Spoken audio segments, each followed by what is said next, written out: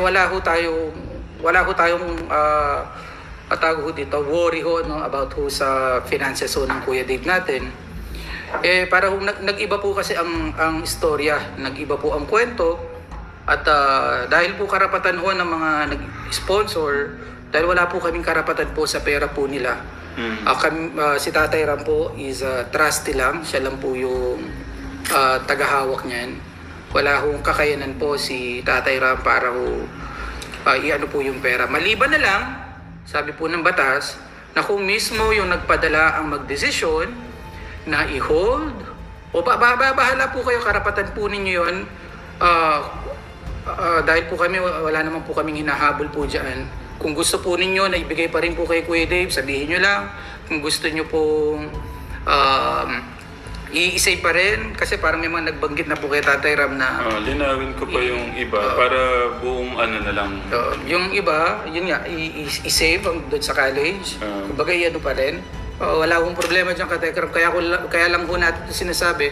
Siyempre, yun na po yung sunod ho na magiging usapan po dyan.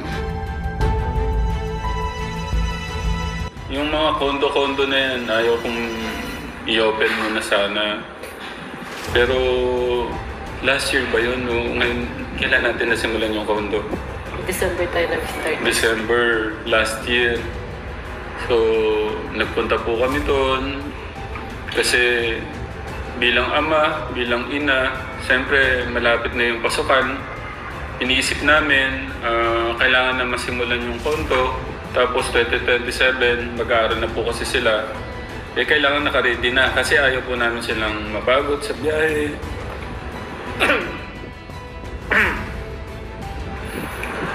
Gusto namin doon sa condo na yun, malapit sa school. Malapit lang para hindi sila masyadong mahassle, mapagod. Kasi gusto namin makapag-focus sila sa pag-aaral.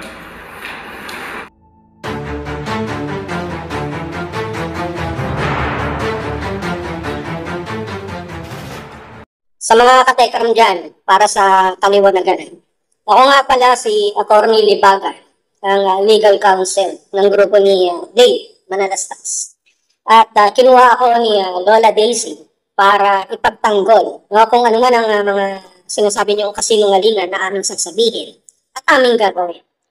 Sa mga susunod na araw, gagawa kami ng hakbang para bawiin ang lahat ng mga ibinigay ng sponsor kay Dave para kunin namin at kami ang magbigay para kay Dave. Lalo na sa nalalapit na kaarawan ni Dave.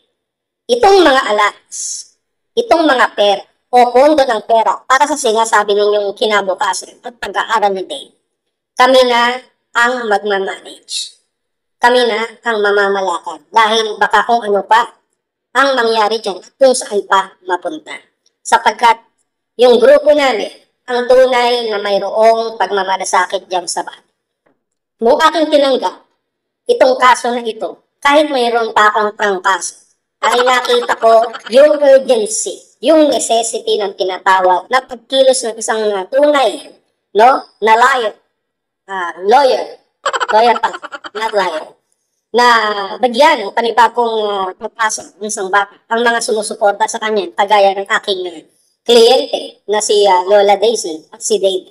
Pagdating naman sa usapin ng ibinabato ninyong pagsisinungaling o fake news ni Lola Daisy patungkol doon sa pagpunta sa DSWD ng mga polis kasama ni Dave, totoo yun.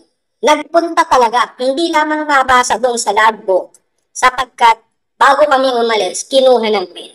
At nung kami ay nandoon na, bigla namin nilabas yung aking flash parang sa NIB na pagkatapos namin dumalaw doon sa barangay hall, ay binigyan namin ng isang flash na matunggo na parang melting black ang mga tao doon, kaya wala silang maalala. Ito yung tinatawag po nating batas o batas ng aliens na hindi nyo naiintindihan sapagkat wala kayong alam sa batas. Yung ginagawa ni Lola Daisy, aking kliyente, ay nakapaloob sa tinatawag po nating batas ng tanga.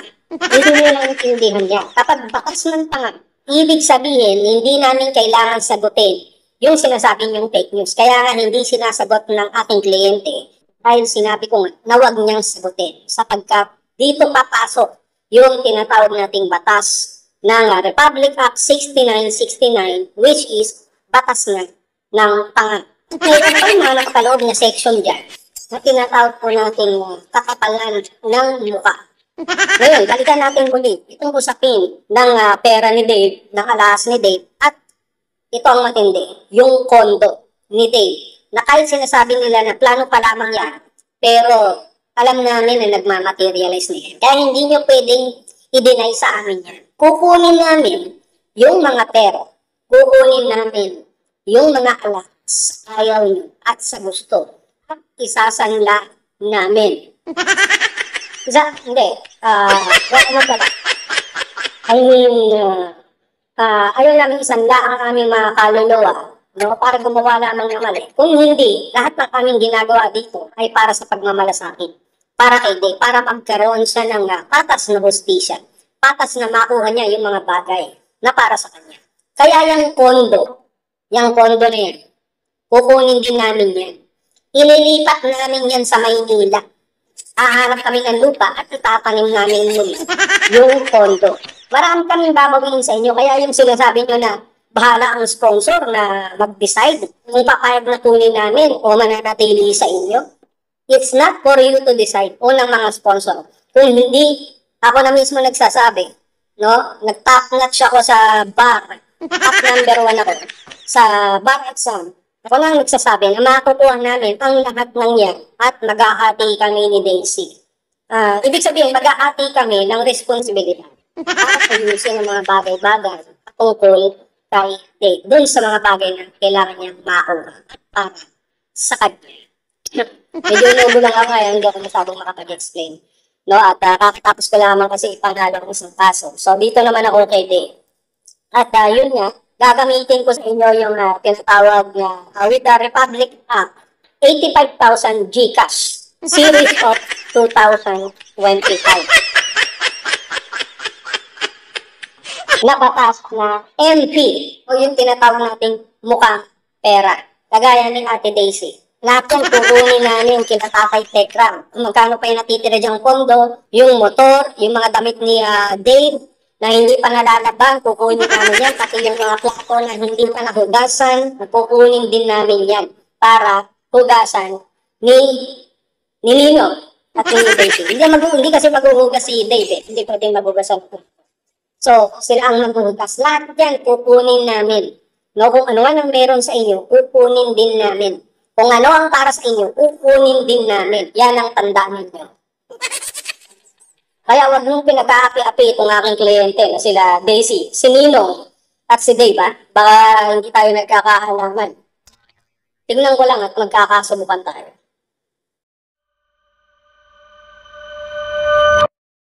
Sa mga katekram dyan, para sa kaliwanagan na. Ako nga pala si Attorney Libagan, ang legal counsel ng grupo ni Dave Manalastas. At kinuha ako ni Lola Daisy para ipagtanggol kung ano man ang mga sinasabi niyong kasinungalingan na aming sasabihin at aming gagawin. Sa mga susunod na araw, gagawa kami ng hakbang para bawiin ang lahat ng mga ibinigay ng sponsor kay Dave para kunin namin at kami ang magbigay para kay Dave, lalo na sa nalalapit na kaarawan ni Dave. Itong mga alahas, itong mga pera o pondo ng pera para sa sinasabi ninyong kinabukasan at pag-aaral ni Dave, kami na ang magmamanage. Kami na ang mamamalakad dahil baka kung ano pa ang mangyari dyan at kung saan pa mapunta. Sapagkat yung grupo namin ang tunay na mayroong pagmamalasakit dyan sa bata. Nung aking tinanggap itong kaso na ito, kahit mayroon pa akong prangkaso, ay nakita ko yung urgency, yung necessity ng tinatawag na pagkilos ng isang tunay, na lawyer pala, not liar, na bagyan ng panibagong pag-asa ang isang bata, ang mga sumusuporta sa kanya, kagaya ng aking kliyente na si Lola Daisy at si Dave. Pagdating naman sa usapin ng ibinabato ninyong pagsisinungaling o fake news ni Lola Daisy patungkol doon sa pagpunta sa DSWD ng mga pulis kasama ni Dave, totoo yun. Nagpunta talaga, hindi lamang mabasa doon sa logbook, sapagkat bago kami umalis, kinuha namin. At nung kami ay nandoon na, bigla naming nilabas yung aming flash parang sa MIB na pagkatapos naming dumalaw doon sa barangay hall ay binigyan namin ng isang flash na matindi na parang men in black itong mga tao doon kaya wala silang maalala. Ito yung tinatawag po nating batas o batas ng aliens na hindi nyo naiintindihan sapagkat wala kayong alam sa batas. Yung ginagawa ni Lola Daisy, ng aking kliyente, ay nakapaloob sa tinatawag po nating batas ng tanga. Hindi nyo naiintindihan yan. Kapag batas ng tanga, ibig sabihin, hindi namin kailangan sagutin yung sinasabi nyong fake news. Kaya nga hindi sinasagot ng aking kliyente dahil sinabi ko nga na huwag niyang sagutin sapagkat dito papasok yung tinatawag nating batas ng Republic Act 6969 which is batas nga ng tanga. At mayroon pang mga nakapaloob na section dyan na tinatawag po nating kakapalan ng muka.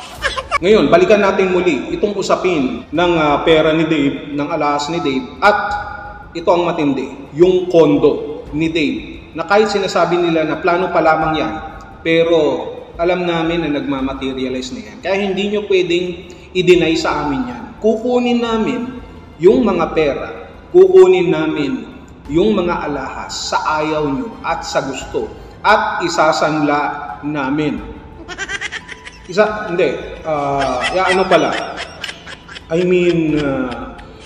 ayaw namin isanla ang aming mga kaluluwa, no, para gumawa lamang ng mali. Kung hindi, lahat ng aming ginagawa dito ay para sa pagmamalasakit, para kay Dave, para magkaroon siya ng patas na hustisya, patas na makuha niya yung mga bagay na para sa kanya. Kaya yung kondo na yan, kukunin din namin yan. Ililipat namin yan sa Maynila. Hahanap kami ng lupa at itatanim namin muli yung kondo. Marami kaming babawiin sa inyo, kaya yung sinasabi nyo na bahala ang sponsor na mag-decide kung papayag na kunin namin o mananatili sa inyo, it's not for you to decide, unang mga sponsor. Kung hindi, ako na mismo nagsasabi, no? Nag-top notch ako sa bar, top number 1 ako sa bar exam. Ako na ang nagsasabi na makukuha namin ang lahat ng yan at maghahati kami ni Daisy. Ibig sabihin, maghahati kami ng responsibilidad para ayusin ang mga bagay-bagay patungkol kay Dave. Doon sa mga bagay na kailangan niyang makuha at para sa kanya. Medyo inuubo lang ako kaya hindi ako masyadong makapag-explain. No? At kakatapos ko lamang kasi ipanalo ang isang kaso. So dito naman ako kay Dave. At yun nga, gagamitin ko sa inyo yung tinatawag na with the Republic Act 85,000 GCash series of 2025 na batas na MP o yung tinatawag nating mukhang pera. Kagaya ni Ate Daisy. Lahat yan kukunin namin kila Tatay Tekram. Kung magkano pa yung natitira dyang pondo, yung motor, yung mga damit ni Dave na hindi pa nalalaban, kukunin namin yan. Pati yung mga plato na hindi pa nahugasan, kukunin din namin yan para hugasan ni Nino at ni Daisy. Hindi kasi maghuhugas si Dave. Hindi pwedeng maghugas siya ng plato. So, sila ang maghuhugas. Lahat yan kukunin namin. No, kung ano man ang meron sa inyo, kukunin din namin. Kung ano ang para sa inyo, kukunin din namin. Yan ang tandaan ninyo. Kaya wag niyong pinag-aapi-api itong aking kliyente na sila Daisy, si Ninong at si Dave. Baka hindi tayo nagkakaalaman. Tingnan ko lang at magkakasubukan tayo.